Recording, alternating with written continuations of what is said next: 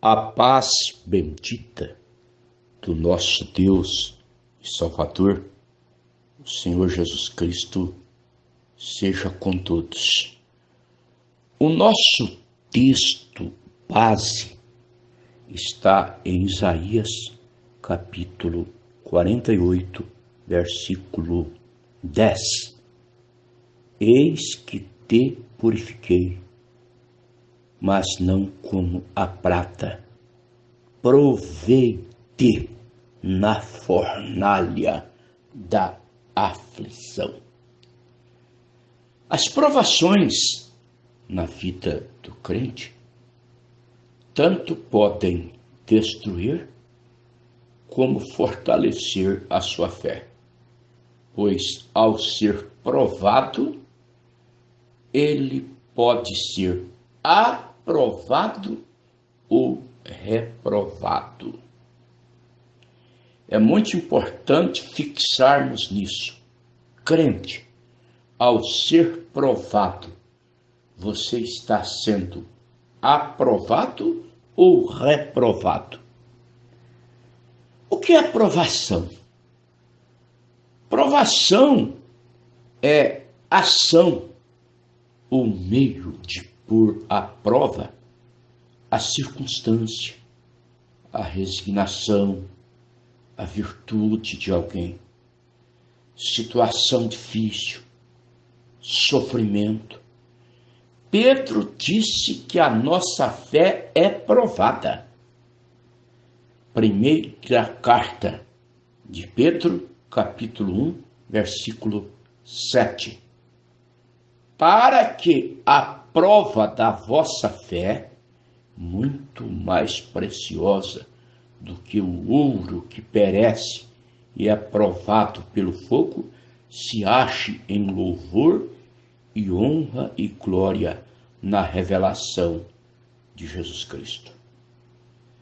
Algumas situações em que o crente é provado. A primeira situação, quando ele está só.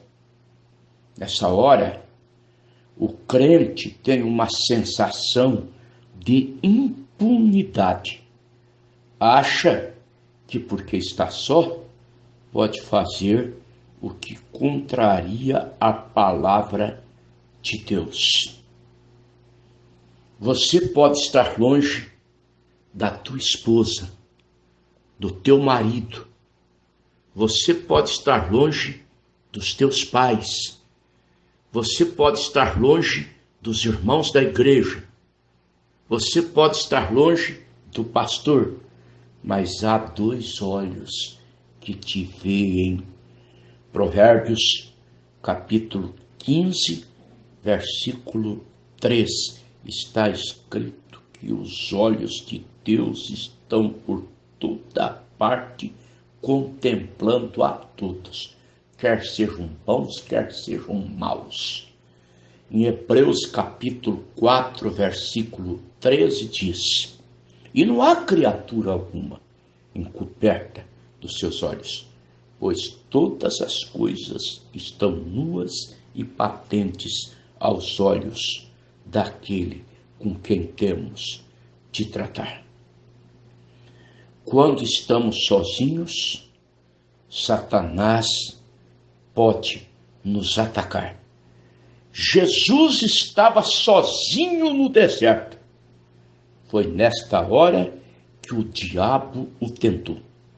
Mateus, capítulo 4, do versículo 1 ao 2. José também estava só quando foi tentado pela mulher de Potifar. Gênesis, capítulo 39, do versículo 7 até o versículo 8. Vamos considerar uma segunda situação. Quando tudo vai bem. Parece uma incoerência dizer que é provação quando tudo vai bem? Sim, eu vou mostrar-vos. Algumas pessoas, por estarem empregadas e ganhando um ótimo salário, logo começam a se esquecer de Deus. Começam a sacrificar cultos. Vão perdendo aquela dedicação à palavra. Vão se tornando acomodadas. Mas quando estão atravessando algum momento difícil em sua vida, tornam-se mais fervorosas na igreja.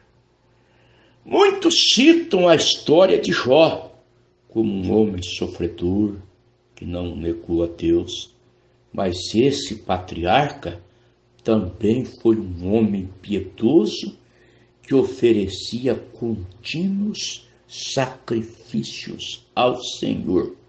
Jó, capítulo 1, versículo 5.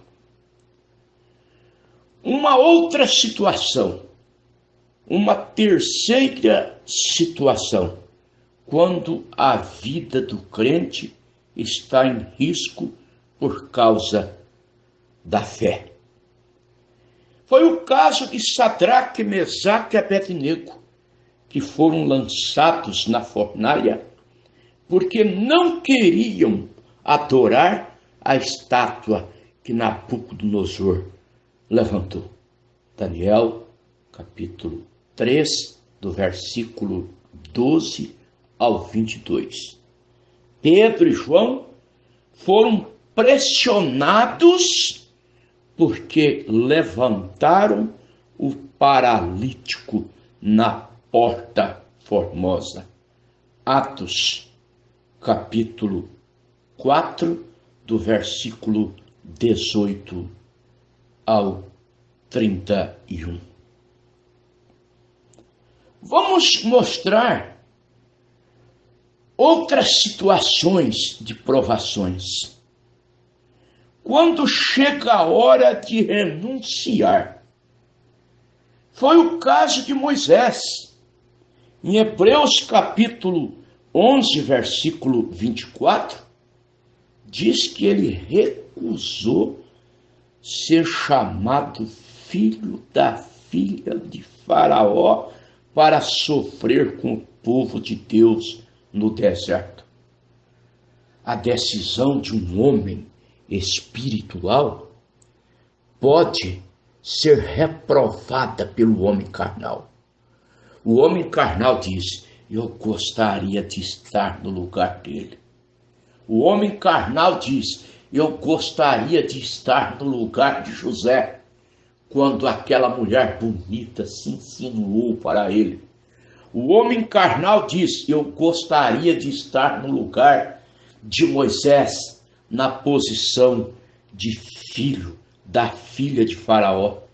E ele, no entanto, renunciar isso. Pergunto eu, se José tivesse pecado com aquela mulher, ele teria se tornado governador do Egito? Pergunto eu, se Moisés não renunciasse à posição de filho da filha de Faraó, escolhendo sofrer com o povo de Deus, ele teria se tornado o grande homem, o ícone, um dos grandes ícones, um dos grandes heróis da fé.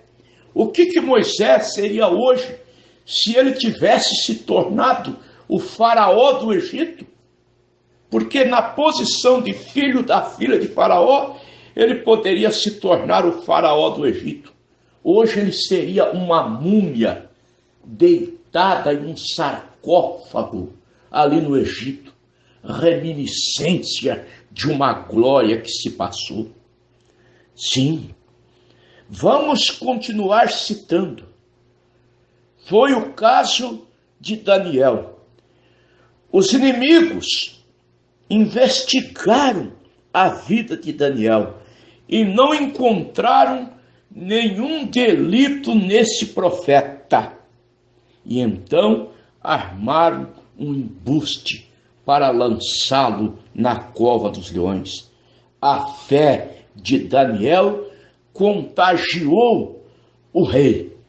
O profeta renunciou sua posição como governador da Babilônia para ser jogado na cova dos leões. Paulo também poderia tornar-se uma grande autoridade entre os judeus. Era erudito, formou-se aos pés de um dos mais conceituados mestres da época, Gamaliel. Mas ele disse que tudo aquilo que ele aprendeu, ele considerou como esterco. Filipenses capítulo 3, do versículo 7 ao 8, para que ele pudesse receber o Evangelho, aleluia, por revelação de Jesus Cristo. Gálatas capítulo 1, versículos 11 e 12. Mas faço-vos saber que o Evangelho por mim anunciado não é segundo os homens, porque não aprendi, não recebi de homem algum, mas sim por revelação de Jesus Cristo. Meus queridos irmãos, irmãs, nós estamos no final da carreira. Estamos passando por provas, mas que sejamos como Caleb. O irmão Brana, na mensagem 1 em 1 milhão, parágrafo 55, ele diz: quando chegou o teste, todos beberam da mesma rocha, comeram do mesmo maná, mas quando ali em Cádiz Barneia, quando aqueles espias chegaram, dizendo que a terra não podia ser possuída, tendo em vista que seus habitantes eram homens fortes, até mesmo descendentes de Anak, o que aconteceu com Caleb? Números capítulo 13, versículo 30, Caleb se posicionou.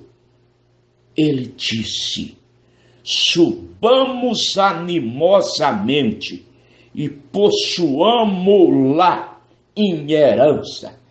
Que Deus nos dê homens como Caleb, que não se acovarda, que não se mostra frouxo. Provérbios capítulo 24, versículo 10. Se te mostrares frouxo no dia da angústia, a tua força será pequena. Hebreus capítulo 10, versículo 38. Se o justo recuar, a minha alma não tem prazer nele. Versículo 39. Nós, porém, não somos daqueles que se retiram para a perdição, mas daqueles que creem para a conservação da alma. Que Deus nos dê homens como Caleb e Josué, que se posicionaram, não importa se a terra esteja nas mãos de homens que são mais fortes do que nós, Deus é mais forte do que eles. Que Deus nos dê homens como Jó, que naquela mísera situação não se deu por vencido, mas disse em seu livro, capítulo 19, versículos 25 e 26, porque eu sei que o meu Redentor vive e que por fim se levantará sobre a terra, e depois de consumida a minha pele, ainda em minha carne, verei a Deus. Que Deus nos dê homens como Davi, que não se acovardou diante do desafio do gigante, que nem mesmo chamou Golias de gigante. Ele disse: quem é este filisteu incircunciso, imundo, para afrontar o exército do Deus vivo? Que Deus nos dê homens como Gideão, apenas com 300 homens, mas homens que tinham tocha acesa. Nós estamos precisando de homens com tocha acesa, não de homens litúrgicos, formais, frios, de homens que tenham uma chamuscada do Evangelho, de homens que tenham um encontro com Deus na sarça ardente como Moisés teve, de homens que tenham seus lábios purificados com brasa viva do altar, como Isaías teve, de homens que se revistam do poder no cenáculo como os discípulos. Lucas capítulo 24, versículo 49. E eis que sobre vós envio a promessa de meu Pai. Ficai em Jerusalém, até que do alto sejais revestidos de poder. Gideão foi revestido. Juízes capítulo 6, versículo 34, o Espírito do Senhor revestiu a Gideão. Em Juízes capítulo 7, versículo 18, está escrito que ele orientou os seus homens a gritar: espada do Senhor, espada de Gideão. Que Deus nos dê homens ousados, que Deus nos dê homens como Paulo, ao afirmar em sua segunda carta a Timóteo, capítulo 1, versículo 12, eu sei em quem eu tenho crido, estou certo de que ele é poderoso para guardar o meu depósito até aquele dia. Reaja, povo de Deus, nós somos mais do que vencedores. Não se dê por vencido, soldados da cruz, façam brilhar suas espadas. Há uma bandeira levantada, tremulando, ensanguentada no sangue do Cordeiro de Deus. A vitória é nossa pelo sangue de Jesus Cristo. Precioso irmão e irmã, quantas lutas que você já venceu, não é essa que vai te vencer. Você vai vencer essa também, no nome do Senhor Jesus Cristo. Amém.